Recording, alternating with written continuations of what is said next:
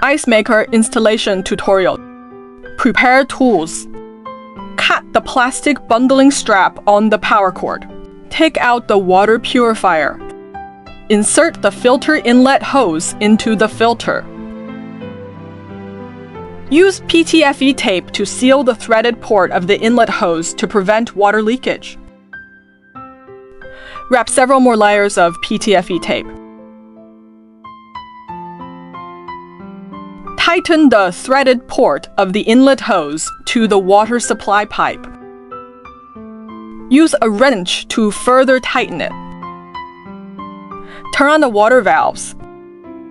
Insert the outlet hose into the connector. Tighten the nut. Place the drain hose end into the drain pipe. Plug into the socket. The display shows normal. Machine installation is complete.